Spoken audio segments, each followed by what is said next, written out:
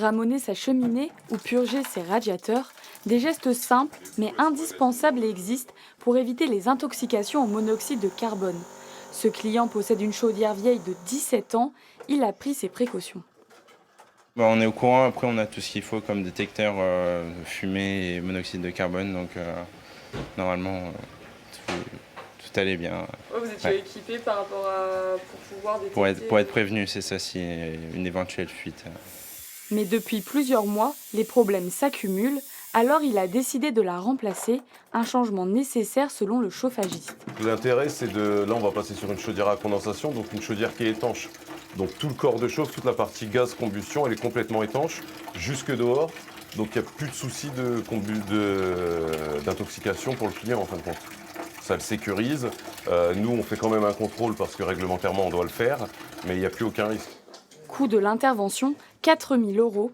Le monoxyde de carbone est un gaz inodore et incolore. Il a causé la mort de 175 personnes cette année, un risque trop souvent sous-estimé. Comme il n'y a pas d'odeur, c'est passé inaperçu. Et c'est vrai qu'avec les pathologies actuelles, nausées, vomissements, mal à la tête, donc on peut vite confondre avec une pathologie hivernale en ce moment. Pour éviter les intoxications, l'entretien de votre chaudière est obligatoire au moins une fois par an. On va plus loin sur le sujet avec Clément Stengel, commandant des pompiers de la Somme. Bonsoir. Bonsoir. On vient de le revoir dans le reportage. Les installations ont évolué, mais ces intoxications et vos interventions, du coup, restent-elles fréquentes dans le département ? Dans le département de la Somme, les sapeurs-pompiers interviennent entre 40 et 50 fois par an. Il ne s'agit donc pas du plus grand nombre d'interventions que nous réalisons.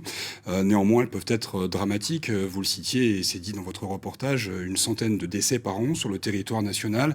Plus de 1000 personnes hospitalisées pour intoxication au monoxyde de carbone. Nous avons connu, la semaine dernière, 19 décembre, le décès d'une personne suite à intoxication au monoxyde de carbone à Friville-Escarbotin. Comment faites-vous quand vous êtes sur place ? Racontez-nous. Alors sur place, nous avons évidemment des détecteurs monoxyde de carbone, ce qui nous permet de confirmer cette intoxication. Ensuite, il s'agit d'une prise en charge de victimes, l'objectif étant qu'elle soit acheminée au centre hospitalier le plus proche, le plus rapidement possible, bien entendu. C'est combien de temps ?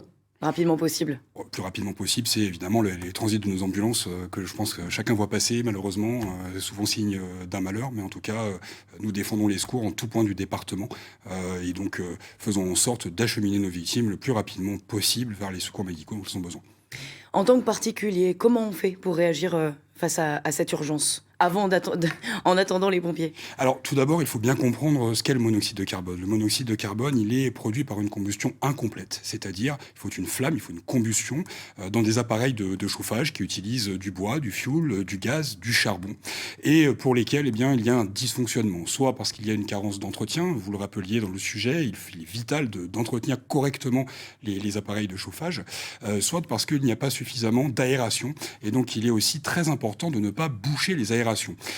Donc tout ça pour dire très clairement, le monoxyde de carbone est un serial killer qui est insidieux. Il est incolore, il est inodore, il ne peut pas être détecté naturellement. Donc pour s'en prémunir, il convient d'avoir des réflexes de prévention les plus efficaces possibles et d'être le plus tôt possible sensibilisé à ce type de risque. Et avoir possiblement des détecteurs ? Les détecteurs de monoxyde de carbone sont effectivement utilisables. Ils sont généralement différents des détecteurs incendie. Certains peuvent avoir les deux compétences. Pour quelques dizaines d'euros, il est possible de s'équiper. Il est surtout important de bien prendre en considération que cela n'arrive pas qu'aux autres et que dès qu'on a un appareil de combustion, les appareils de chauffage électrique ne sont pas concernés.